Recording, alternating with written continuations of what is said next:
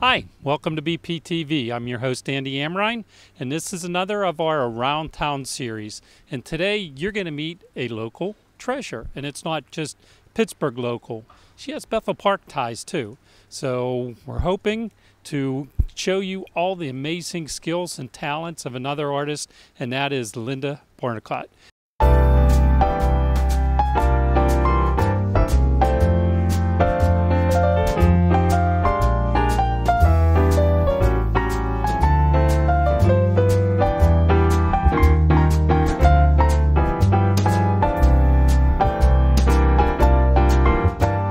Let's start in the beginning. You've been an artist for a long time. Very long. And tell us about yourself. Your family, what got you started on becoming an artist? You've been doing this since the mid-70s? Or Actually, since I was like that knee-high big? to a grasshopper, Oh, yeah. And I guess I would expect that with an Yeah. artist. You have to find the passion at an early age. Yeah, I was really a quiet child Okay. and very, very shy. So I loved drawing because you got into that zone, and it was just so much fun. So I would draw a lot, but I was always fascinated with people's faces. Okay. So even though I was quiet inside or outside, inside there was a lot going on. And when I started into elementary school, I actually was in a Catholic school, and Okay. the first day of second grade, this beautiful lay teacher came walking in the room, and it was long before you had cameras. So I took my little notepad out and I drew a portrait because I wanted my mom to see how beautiful she was. Wow. And that's the first time I remember Okay. painting. But as I went through school, I did more and more portraits. Okay. So I had a bullying stage where I was being bullied very badly. And there was this one girl I could not figure out what to do. You try the candy, the gum, everything. Nothing worked, right? So one day I drew a portrait, and she actually stopped bullying me for a couple months. And so I ended up painting her portrait like 3 times in 6th grade to get through 6th grade. And when I was in high school, by then I was doing everybody's like girlfriend, boyfriend portraits. Okay. And this one cool kid in our class came out of the classroom and said, can you do my girlfriend's portrait? And my girlfriend was standing next to me, and she said, how much you gonna pay her? And the kid squirmed, and he says, $2. And my girlfriend said, she'll take it. Okay. So that was like the start That's of my your first paid gig. Yeah. So so I had my marketing career, and then I had my commission. Yeah, my first paid gig, and went off. And we lived in Philadelphia at the time. Okay. It was lovely. I was the youngest of 3 kids, Okay. and everybody in my family was musical, except for me. Okay, so I would try to play music. It's my senior year. I was second seat, second violin. But it got me into the music world, which was Sure. really cool. And what happened was in 1975, our high school orchestra, which was a new orchestra, came out to Bethel Park. Wow. And my husband went to Bethel Park High School. And he Did was not a know that. senior and I was a junior. Okay. And I got off the bus, I walked into the auditorium, I put my violin case down, and I saw this guy moving risers, and the first thought was, I got to meet that guy. Wow. And I waited for a moment when he was talking to a friend, and I went over and said, hi, I'm Linda Gibson, because by then I wasn't too shy. And we started talking and spent the evening talking. He took me to Barnhill's Ice Cream out on 51 Wow. after the concert. Do you remember that place? Absolutely. Absolutely. He told So them what year was that? 1975. 75. Yeah, he Okay. told them it was my birthday. Aw. So they played the player piano, put out a little sugar cube that was lit, and I blew it out. And it was actually my mom's birthday, so it kind of worked pretty well That for was me. close. Yeah. Yeah. So he saw me off the next day and didn't call me for 2 years, but other than that, it was really nice. But his last name was Barnicott, and I grew up on Barnegat Bay, and I thought it was a really good name. I remember the first letter I wrote him said Thomas Barnicott, and I thought, that's a really artistic name. I like that name. So we met in 75, We re-met in 77. Okay. We did this long-distance romance without cell phones, without anything. Yep. Boy, what I would have done for that, because Just our letters, first phone just bill letter was like writing. $327, you know. I literally broke them in 5 months. All the savings he had gone on telephone bills and flying back and forth. So, yeah, so we were engaged for 3.5 years. Got engaged on our third date. Aw. So it really was meant to be. We moved to Greensburg right after we got married. I had my little brag book, and I took it around to all the different places, art stores and stuff. And I went to an art gallery in Greengate Mall, and it was called Custom Corners. And the manager, I showed her my little brag book of portraits, and she says, "You know what? My boss is going to be back in about an hour. Why don't you come back?" And Linda and I hit it off, and I would do portraits in front of her gallery. Wow. Okay. And then she would do the matting and the framing. And I was really slow at drawing portraits, so I would set up there, but I'd really go home and I'd work at home, you know. And then when Tom was a account executive for AT&T at the time, but he really had a calling for the ministry. Okay. And so he made a huge decision, and that brought us back to Pittsburgh so he could go to the Pittsburgh Seminary. And so he just retired from 36 years of being a minister. And he was at Bethel, First Bethel, for 5 years, almost 5 years. Yeah. So we came back here, and Custom Quarters actually expanded to 4 stores at the time, and they had one at Village Square. So we picked up where we left off, and I started sitting at Village Square and doing the portraits. And her husband asked if I would do a painting of a streetcar. And I had never really done anything but portraits, like, and plants and animals and things like that, you know. So I told him, I says, I've never drawn a building in my life except for those houses, you know, with the little, you know, 2 windows, the door, the sidewalk, That's you know, that type of thing. And he says, I'll tell you what, he says, if I don't like it, I'll still put it in the window and we'll sell it for you, you know, the original. So my bus stop was Kaufman's downtown. I was new to Pittsburgh, but I had already learned that people met under Kaufman's Clock for generations. Absolutely. It was before cell phones, so I met under Kaufman's Clock when I went to meet my friends. So I decided that would be the corner that I would paint. And, you know, I just looked up, did a lot of, I went to the library because that's what you did at the time. Sure. I went to the library, got a lot of different information on streetcars. And I was painting the window, and I needed someone to look like they were putting a wreath up in the window. And so I asked my husband to pose for me in my studio. I says, can you kind of like look like you're just like standing there Hanging putting a something. wreath up? And he did, and I drew him in the picture. And I was going to call it The Meeting Place. And I had a next door neighbor who was a graphic artist, and he kind of helped me with perspective during the whole thing. Like, I would bring the sketches over, he'd shake his head no, I'd go home, I'd try again. He spent hours teaching me perspective. It was really different from portraits for me, so I really had a lot to learn. But he said, you can't call it The Meeting Place. I says, but everybody says I'll meet you under Kaufman's Clock. And he says, well, why don't you call it that? It's like, it's a really long title, but okay. And I called it Meet Me Under Kaufman's Clock. And that year we put an ad in the press, the good old press. And it was black and white, and the picture was horrible. But the title was this big over the picture. Yeah. And at the time, the press went all over the country. So we had calls coming in from Arizona and Utah and Colorado.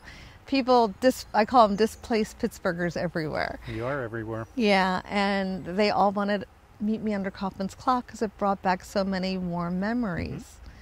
And I was doing a signing for the painting at Custom Corners, and this lawyer came in, and he was really tall, and I'm really short, so that really made an impression, you know.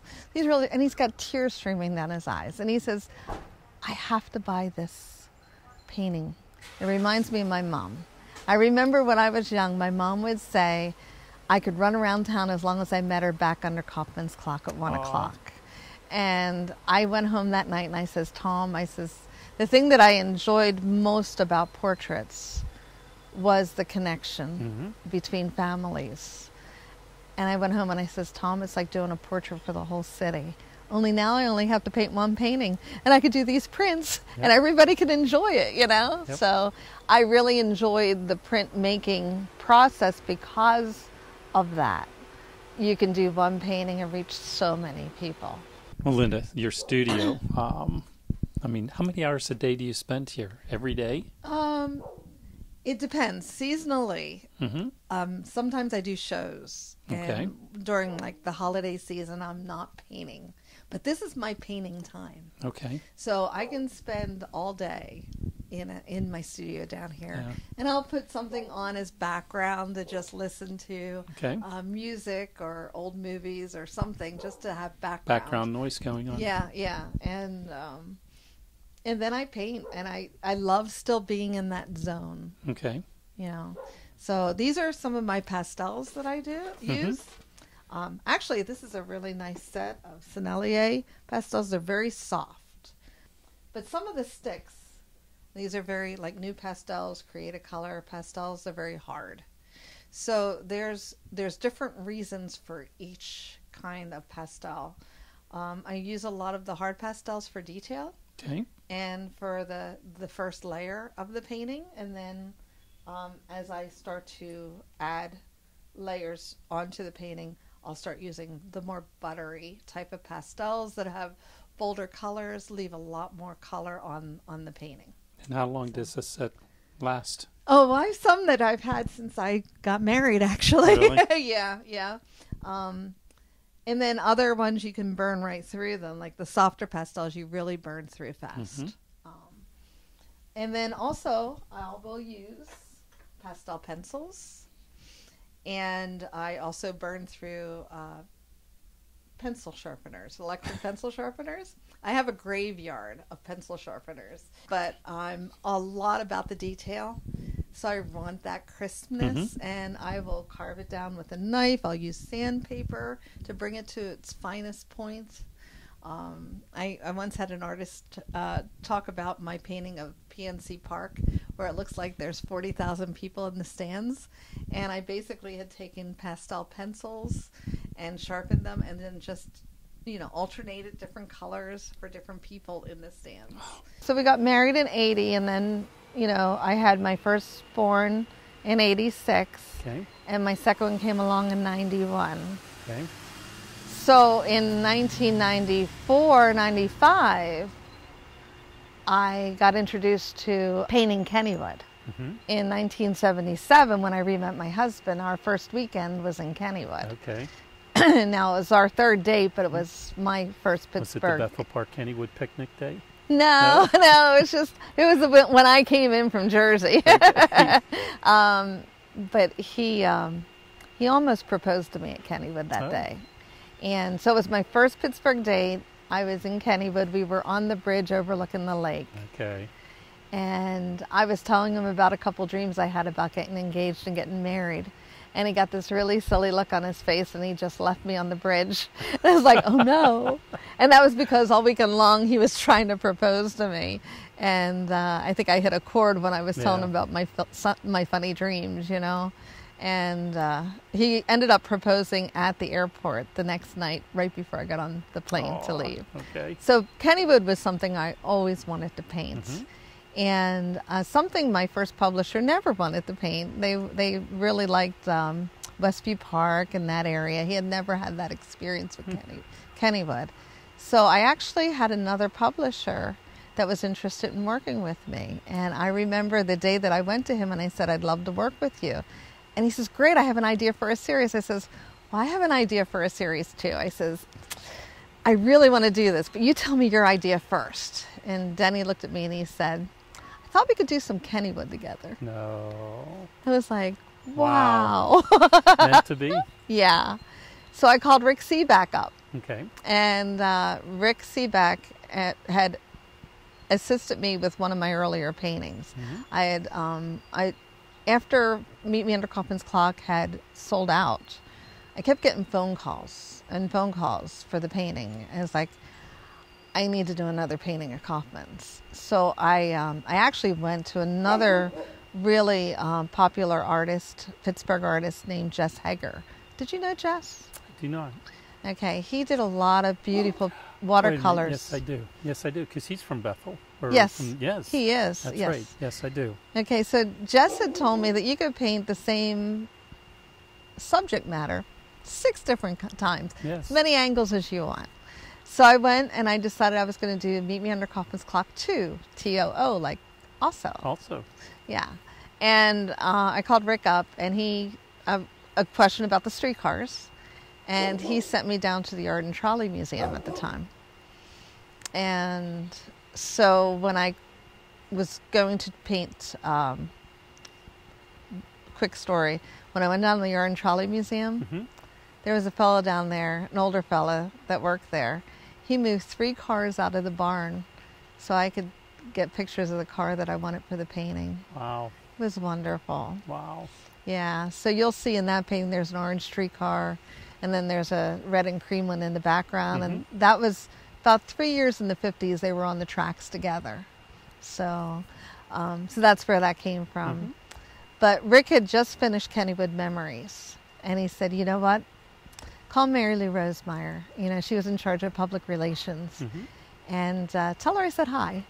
And he didn't, I don't know if he realized it then, but that really started my career with Kennywood. And we sat down together and we planned the first 5 years. And the piece I wanted to start with was the carousel. Okay. Always considered it like the heart of Kennywood, with the band organ and everything. I actually had pictures of that man, which is Tony Sacramento, from when Tom and I were there when we were dating. And so I knew I wanted him on the carousel. Right. So with the carousel and your idea of having a full ride, and your daughter is in it, or? Yeah, so my little daughter Alyssa had come in the room and asked, where are you going to put Brittany and me? And it's like, okay, well, Daddy's been all my paintings. Now it's time for everybody to be. Right. So it was really the first painting that everybody in the painting is somebody that I know. Up to that point, it was pretty much my husband, and then I made up people, or, Right. you know, I had a couple people here or there that would pose for me. But this was like, this changed everything. Now, did you take an actual photograph? About 200 of them. Okay. You know, and that was back in film too. So Wow. it's like, oh my gosh, is this even going to come out? And the challenge with the carousel is when you're, to get it so it didn't go dark on you because it has that big roof on it, Right. you had to get really close to the carousel, but then you couldn't get the whole carousel in. So there was never one photograph for that painting. Okay. I literally worked from several photographs That's just to get the view, Okay. you know.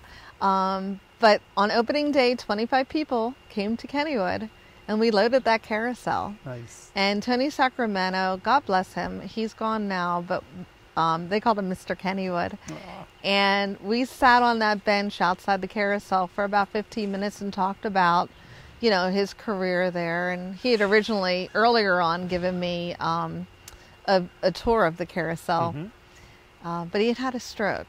And so it took him a while, but he got up on that carousel for me so I could take photographs of him riding it backwards and kind of leaning out, you know, which is really neat.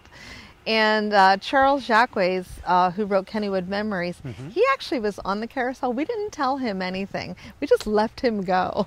And so he found out later on that he was in the painting. And you'll see in the painting, my husband is pictured with holding my youngest daughter, Right. and has his arm around my oldest daughter. Oldest one. Yeah, and so that was the first one where they were both in the painting. And So how long did it take you to actually do the painting? it takes a while. I am a I'm slow sure it painter. does. I'm still a slow painter. Yeah. I'll give you an idea. There's so I'm left-handed. Okay. So I work top to bottom, Okay. right to left, Okay. and usually center forward. Forward. Okay. Okay. So the right side of the carousel starts with the lights and the faces and the mirrors. And there's like a section that's about big. And it took me 3 hours. There's something about pastels that's lovely though. They're the same pigment as what is in oil paints. They last forever. I've seen pastels painted as early as 1708 now, down in Florida. Okay.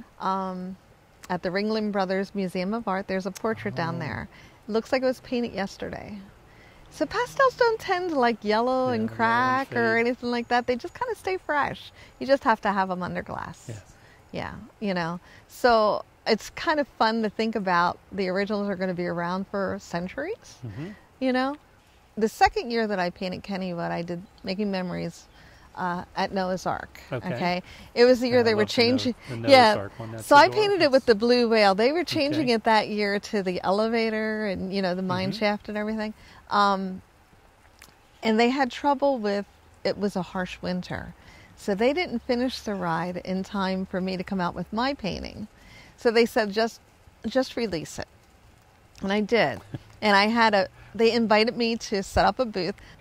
I had a booth at Kennywood, and I had the painting of the Noah's Ark, and people would walk up the hill and see all the construction going on, and they'd walk back down the hill, and they'd buy one of my prints because they couldn't make new memories. So that year, I had a lot of big paintings there in the print, you know, prints and everything. And John Rogers from Kennywood came up to me and he says, "Linda, you need to have something for everybody." And I started really taking that to heart. And so I started creating my artwork in giftware. And I've always been very, very happy that I could have a child walk into my booth and buy something for their mom or dad. Aww. So I usually start, like, I have like a $5, either like a magnet or a note card. And then I'll go up to like a framed art, hand-in-hand giclée for like $700, you know, and everything in between. So for Kennywood's 100th anniversary, I did this painting. And what was really neat about it was, okay, so everybody posed for me. Cowboy Joe used to sit over by the auto racing train. They moved it over to right across from the old mill because I wanted to put him in this painting, but he needs grass behind him. Okay. So he couldn't like really sit right there.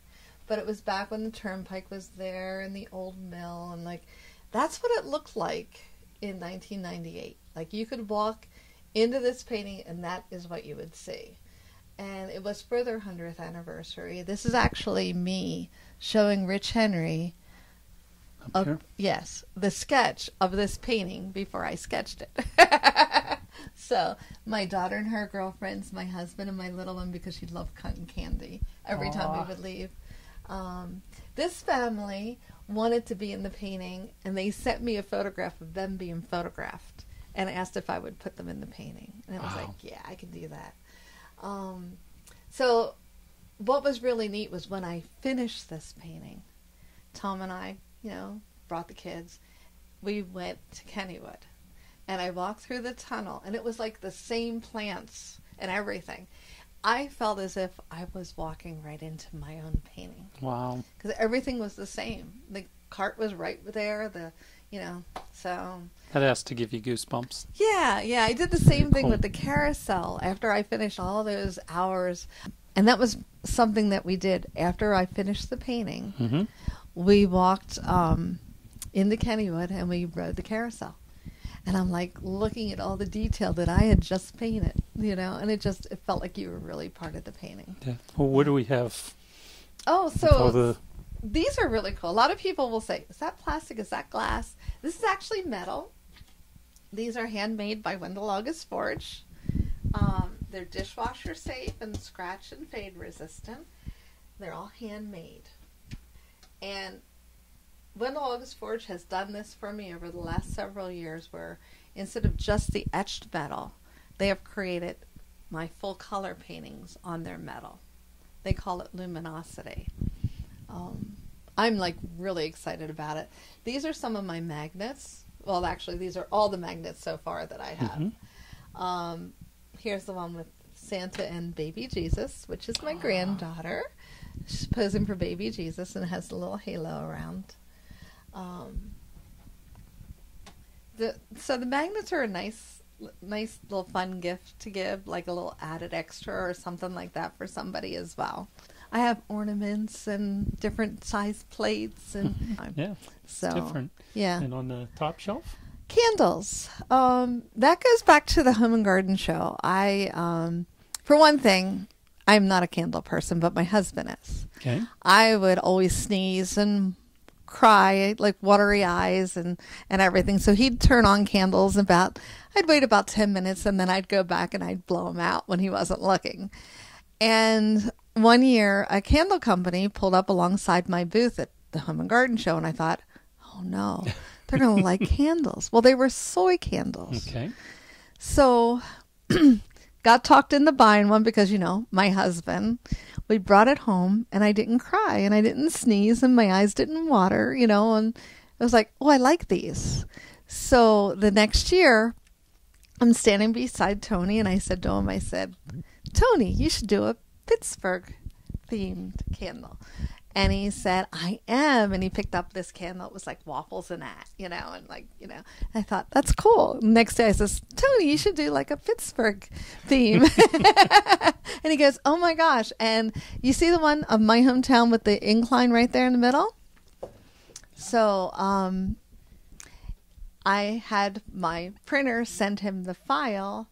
He went back to his factory that night during the home show, stayed up till 2 a.m. and did that candle for me. Wow. And it smells terrific. It's 100% soy. They burn 150 hours. I can't say enough about them. And we've done the Santa series in so you're the still candles. Working with them? Yes. And then also, you might notice I have Mother Teresa. Mother Teresa. And that's an unusual story, too. I was at Delmont Apple Festival during a very, very bad festival where it was very cold and wet. People didn't come. They actually closed the festival down early because it was just a mud fest. But during the process, the first day, this woman came in, looked at my artwork, left, and then the next week I was at Ligonier Days, totally different weather. And I was up from my booth. I was up around the bandstand instead of down a block and a half where my booth was. And there had to have been like thousands of people, like 10,000 people there. And I was like one of those things where you're trying to get through people. And I heard my name, and it was this woman. And she says, we were meant to meet. And she says, I have something for you. And she opened up her purse and she pulled out 2 photographs of Mother Teresa that she had taken herself. Wow. And she told me how she wrote Mother Teresa, and she wrote back, and her different experiences she had with her. And I never asked her name, and I never asked her if I could paint from her photographs. By the time I left, I couldn't find her again.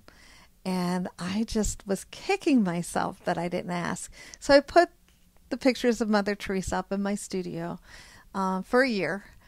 And my daughter at the time worked for St. Vincent de Paul, and this woman called that wanted to donate furniture.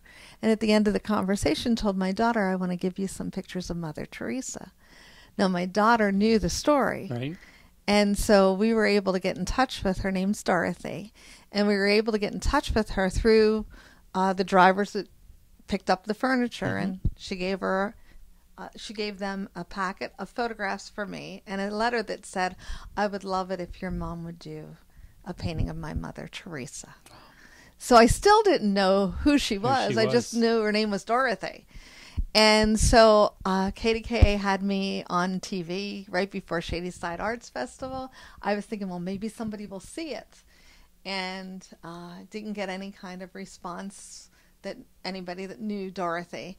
And then I was at Ligonier Days the next year, and a woman came into my booth and said, how did you get to paint this? And I thought, that's a really unusual way of asking. And it was her sister who got me in touch with Dorothy, and we've been pen pals since then. And she actually donated a print to the Sisters of Charity down in Tijuana, Mexico, where that photograph that she had was taken. I changed it. There was another man in the picture. It was daylight, but I wanted the connection between Mother Teresa and the baby, and how safe the baby felt in Mother Teresa's touch, and that connection. So again, a chance to get back to my portraits. Yep. So yeah. 2010, early in 2010, there was a trip that my husband and I took out west with our girls, because we knew we were only going to have our girls for a little longer before they'd go to college. Yep. So we rented a van and we took off for the Wild West. And about 3 states from the Badlands, we started seeing these billboards that said, "Go to Wall Drug." You know, and they were comical and they were funny. And by the time you got to the Badlands, you wanted to get through the Badlands and stop at Wall Drug, okay? So on the way back through the desert and coming home, I said to Tom, how about if we started with billboards out here and says, "Come to Pittsburgh and buy a Linda Barnicott painting." By the time they got to Pennsylvania, they'd have to look me up. Absolutely. So I came home from that and I went to a store that used to be in the Strip District, Nooks and Crannies. Okay. And I said to Deb, who was the owner, and I said, "I want to do a billboard." And she says, "I've always wanted to do a billboard." So we did a billboard together. We called Lamar up, and they had this broken billboard, but it was 40 feet long, right at the end of the West End Bridge. And so they gave it to us for a song, and we split it. And for about a month, there was my, at the time I did Skating Together at PPG Place, with the skating rink and the big tree. Big painting up on this billboard, Nooks and Crannies with my website. So we kind of shared, you know, everything. 64,000 people a day went across that bridge and saw that billboard, and it was amazing. One of the people that did works for HDS Marketing. His name is Ned West. And Ned was sitting down at his desk one day and thinking, Linda Barnicott, Wendell August Forge, both homegrown, both Pennsylvania.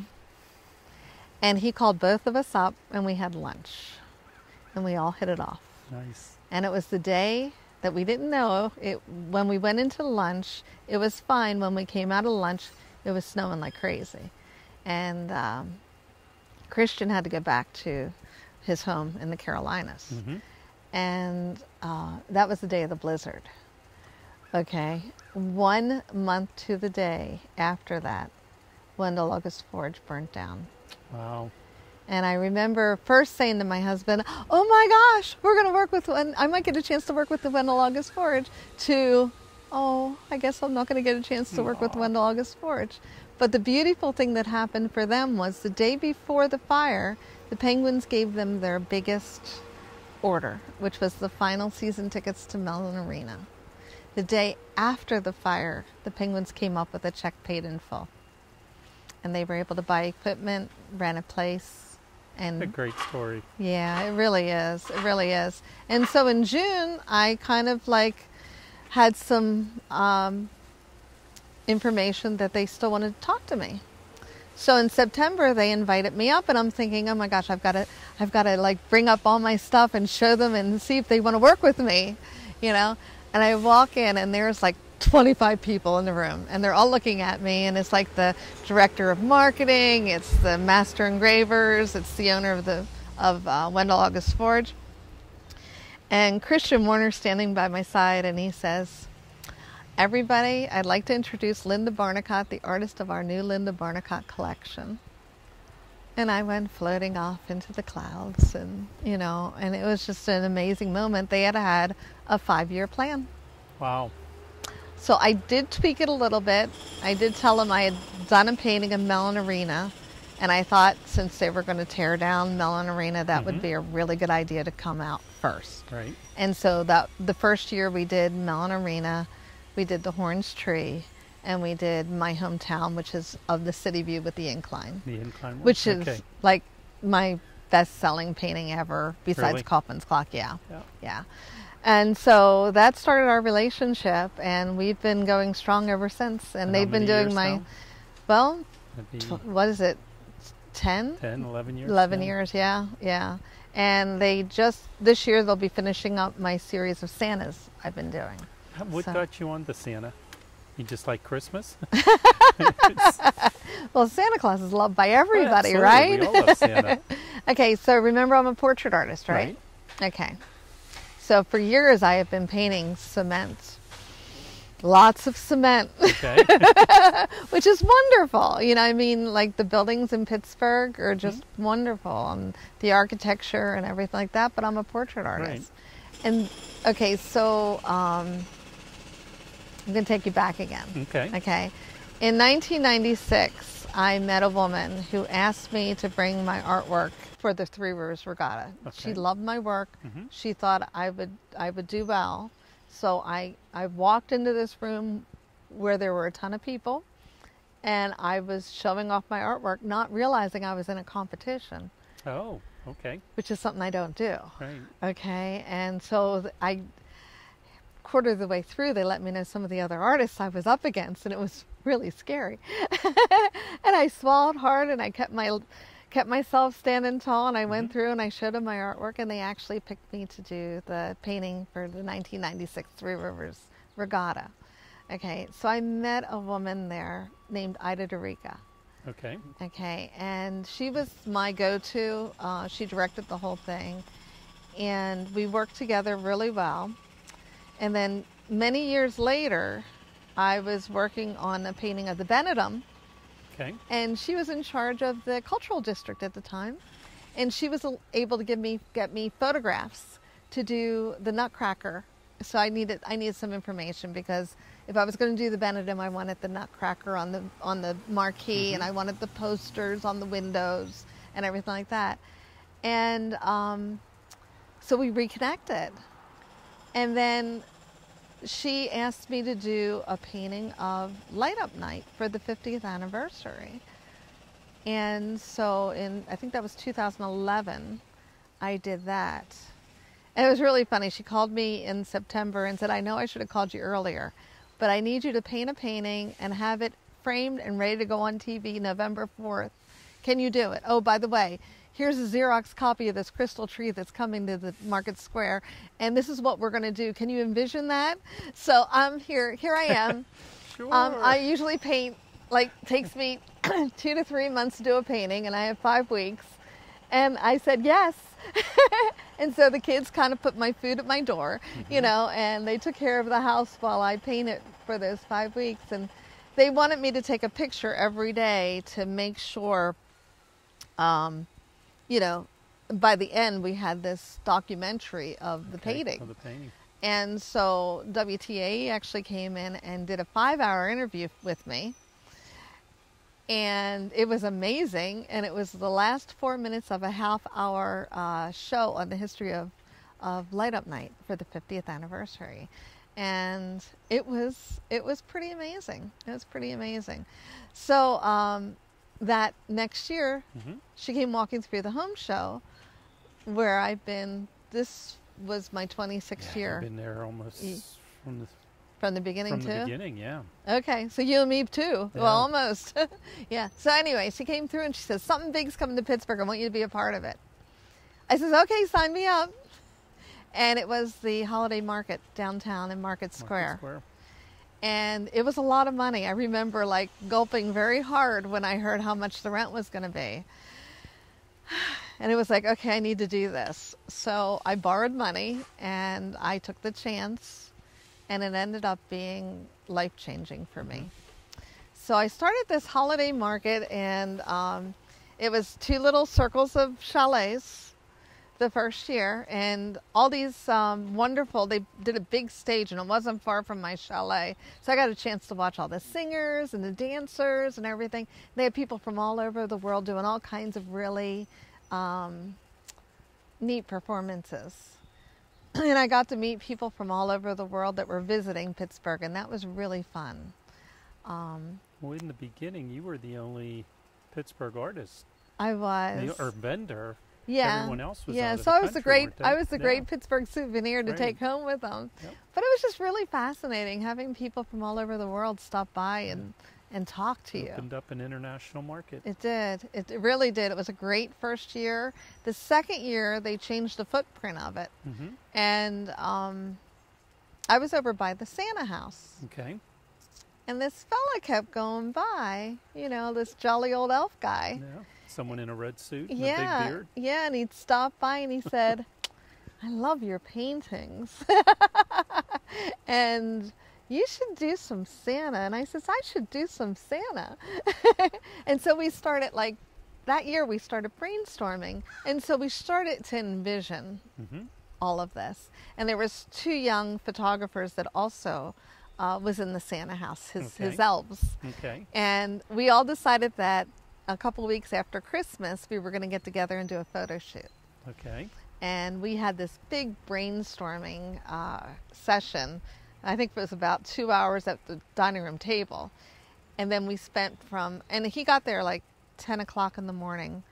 And we finished up at 7:30 that night. I Wow. mean, we did everything. We did so many different ideas that it was amazing. Behind me is the Santa's Woodland Christmas. A lot of soft pastels, the reds. Some of the softer ones have that really good red color that you could use for his cloak and everything like that. So I have really enjoyed. We just finished up the series last year. Okay, so you're With the done with the woodland. series. Done with the series. Not sure we're done painting Santa. Santa's not going anywhere. No. It's been a lot of fun. So And how many were in the series? 10 altogether. And actually, the last small companion print of the series is of him sitting in the Kaufman's chair with a little girl looking adoringly up at him. And that was me. Aw. My cousin had sent me a picture of me looking adoringly up at a Santa in the 1960s. So I thought it'd be really cool to put the artist and the Santa together after the whole series. For the series. And So- the little boy in his lap is my husband. So every picture, every print, everything you do has family in it. Everything. Just about. I Yeah. mean, it's more like, Where's Waldo? Okay. And it's like, okay, can you find my husband in all the Okay. paintings? You Right. know, and if you put all the Kennywoods in order, you can watch my children grow up Growing in them, it. which is really cool because that was their growing years. Yeah. You know, Do so your daughters each have their own favorite? um, my youngest daughter's favorite is the Regatta. Okay. I don't know why that is, but she really loves that painting. Okay. I just think that's really cool. Out of Could all I of them. dare ask you what your favorite is? That's a hard one, but I'll tell you the Kennywood? original. No? I'll tell you the original. I will not sell. Okay. It's the only original I will not sell. Okay. And which And it is of Coasting Through Kennywood one? Okay. because it's of that bridge. It's actually the view from there. Hmm. It's also the view. Like my tent was right there too. Ironically, Okay. for 18 years, I had a tent right in that spot by the bridge, by the carousel, with the view of the lake. Hmm. So your husband's Tom's favorite. What Oh was my gosh. Tom's favorite then? I think I don't know if it's his favorite or not, but it has to be his most fun. Okay. Was Mazeroski's Magical Moment. I was encouraged actually to do a painting of Bill Mazeroski. Okay. And there was a series in the paper once of him going around the bases and everything like that. I kind of came up with the idea of doing a montage. And what was really cool at the time was David Arrigo he's the photographer at the Pirates. Hmm. And he allowed me into the archives. Wow. And I was able to come up with a different picture of him coming in the home plate, which I really loved. I loved putting that in the painting. In the photograph, both of his feet are off the ground at the same time. It's like he's dancing in the home plate. I don't know how that was ever caught. So it kind of starts with the hit, kind of goes second, third, comes around the home base. And then at the bottom is the celebration. So we had a chance to meet Bill Mazeroski several times so he could sign the edition. Hmm. And he's a very humble man. Yes, very much. And we loved asking him questions and hearing his stories.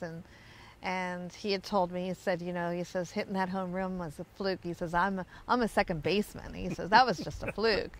And he says, matter of fact, we spent the day, they were at Flagstaff Hill, I think in Shenley Park. Okay. And that's where they celebrated. Well, town was going crazy, But what was really neat about that celebration picture at the bottom was the fact that it was also the corner of Kaufman's. Yeah. And Kaufman's just has meant so much to me over the years.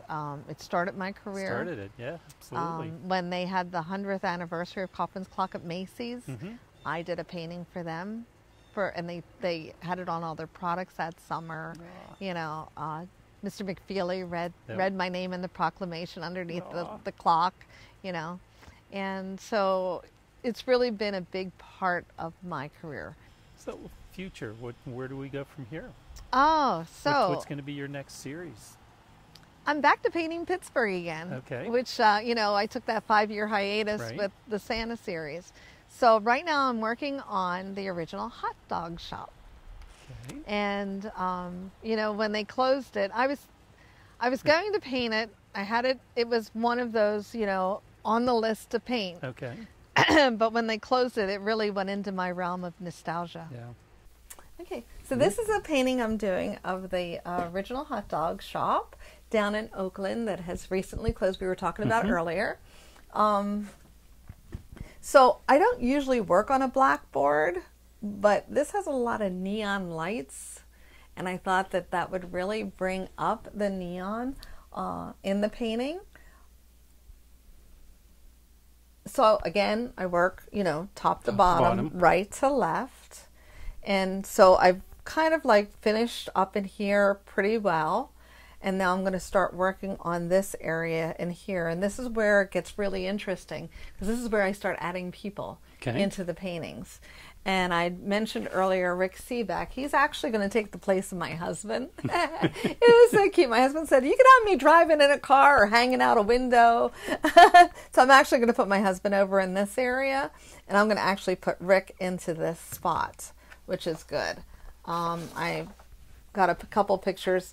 Now he's holding a brown bag. I'll make that a white bag. There's my husband taking a live Facebook of him, which is kind of fun. He looks so short in this picture, and it's just the angle, which is really funny. So I'm going to light up the windows. What was nice about meeting Rick was and I didn't know this top floor was extra dining space, which gave me the perfect opportunity to put people into the painting. So you have a lot of shadows of a lot of activity going on up here. And then there'll be more here. And then these windows will mostly be different advertisements and things like that. This is my children, my youngest daughter and her husband from college years. I'm going to grow them into like more of a fall winter. So they'll be wearing backpacks on their backs as well. This two people here, this is my oldest daughter and her girlfriend. You'll see they're going the wrong way, so I actually just flipped the picture so I can see them going the right way, with the right size. And then this other couple, I don't have the picture handy, but they were also in another painting. But the fella that is him and his wife, he actually told me back in January, you should paint the O. And that was before there was any kind of rumor that it was going to close or anything. So so I wanted to make sure that he's in the painting as well. So sometimes it's neat to be able to add friends into it. So so one of the things that I'll be working on, let me see. I have behind here more photographs. So this is a photograph that as you can see, it's very similar. Only I've lit up here, you know, and also like when you're working on like different reflections and stuff like that, it's kind of fun to bring the color forward. But this was one of the pictures that I found online that I just fell in love with the glow. And so when I'm painting it, I want to make sure that it has that glow. So the lighting right in here, this will all be lit up really nice. So yeah, this is another. So I just collect. I just collect things. And then we went down and took a lot of pictures when there was like no traffic around. But then it's already closed, so you don't have that glow. So you really have to, you know, kind of go by what you see, what you find. And after you finish this, you keep all these pictures? I usually do. I usually keep a record of everything that I have. Right now, I'm working on a book. Okay. Okay. I'm working on a Santa book, which I will have out hopefully for September. And it'll be a great gift. And it's of all the Santa paintings. And I just saw the layout for the first time, and it made me like tear up. The fellow who's designing the book, taking my artwork and making it look really great in this book, is doing a wonderful job. Harold Bear.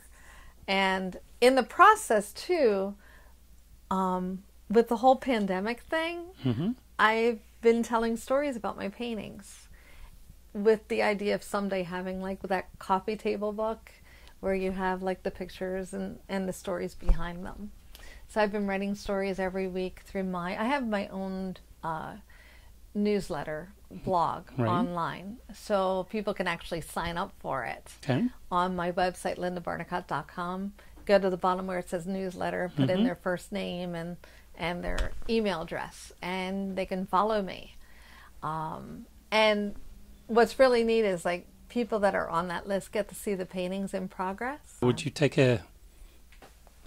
grab one of your pastels and do a little drawing? Do a little drawing for us, maybe? I sure can.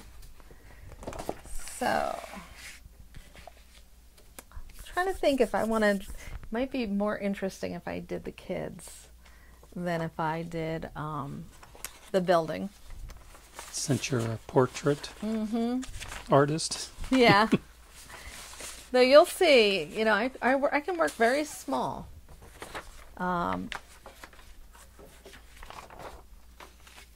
Even though it's really big there, I can work very small here.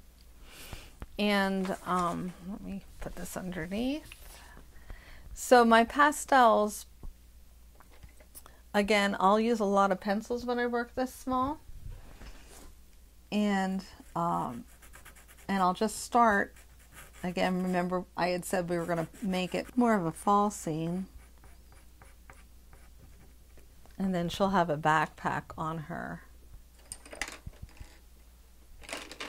I love my pastel pencils. I have like so many different kinds of them, and they're all so unique in their own way. Is there a special store you go to buy yours? I get a lot online, but I will go to, there's the Arts and Craftsman store in Shadyside. I've gone to Dick Blick. I used to go to Cappy and Company downtown. Do you remember Cappy and Company? I don't. When I first got married and moved here, that was a very, very nice store downtown.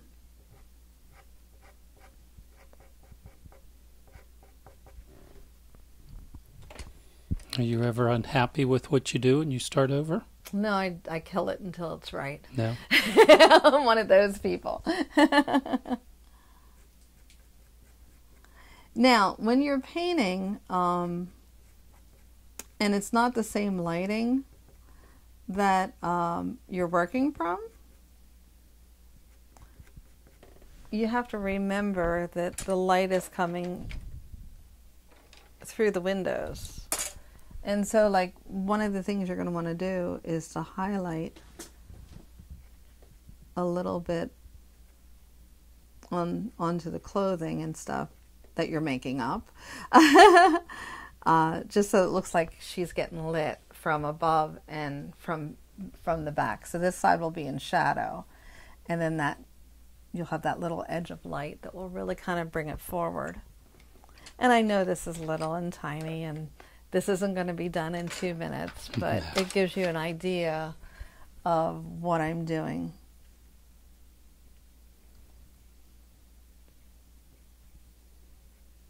Do either of your daughters have any of your artistic skills? So my oldest daughter, I really think she could be an artist if she wanted to. She plays in it, but she just plays in it. She could do it, though. I know she could. My youngest daughter, she was always the singer, actor, dancer. Though both girls are very musical. My oldest daughter played flute from 2nd grade till she graduated college. And then Alyssa, she played piano, and she played flute a little bit also, but she was more into the acting and stuff. And she's my teacher, so I think that acting career really kind of helped her with her teaching and everything. And my son-in-law refinishes furniture for a living. He's an artist. He's an artist too, yeah. And I'm just going to kind of give you just a little bit of a... And you know, it's interesting. I could spend an hour just working on her, even though she's only that big. Yep. So that kind of just gives you like a little bit of a background. I need to have the backdrop for a second. There we go. Okay, so she's right around this area right here. So right behind her is a little bit of an orange glow.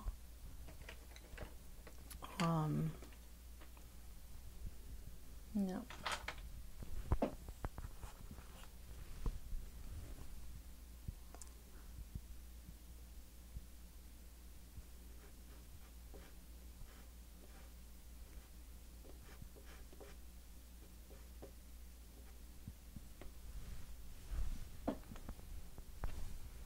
And we'll bring out some light into it.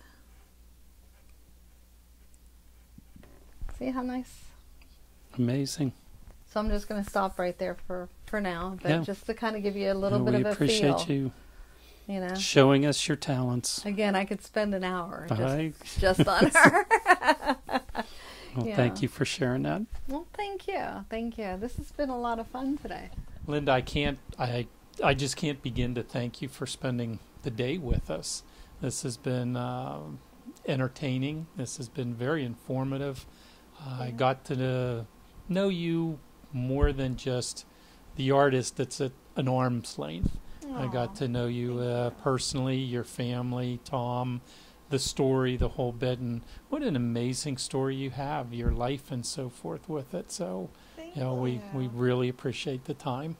Thank you. And it's been really great getting to know you too. Well, one of 10 kids. That's awesome. Yeah, I'm one of the babies. And you're number 7. That should have some kind of like biblical, like, you know. Well, it is, but I usually just tell my mom that I'm her favorite. Oh, there you go. Yeah, and she agrees with me as long as I'm the only one in the room. I was going to say, as long as you're the only one there. yes, exactly. So. But it's been lovely getting to know you too. No, and I appreciate you spending time with all our viewers here on BPTV, and thank you very much for having me. Hopefully, it'll bring you some newfound fans. Oh, that'd be lovely. Yeah, so, and if not before, the Pittsburgh Home Show and some of the other art shows around, we're looking forward to bumping into you again. We're hoping the holiday show will go forward. Right now, they're talking about starting it on Black Friday. There you go. So I know it's going to be challenging. Yeah. So well, as long as you and Santa are there, then it'll be a success. Right. We'll have a lot of fun. And then the home show is, again, coming up in March will be my next big one. I look forward to it every year. Yeah, I do. I do too. So, but thank you for having me. Thank you for coming into my studio and into my home. Well, we appreciate it. And thank you for tuning in to BPTV. I'm your host, Andy Amrine, and we'll see you around town.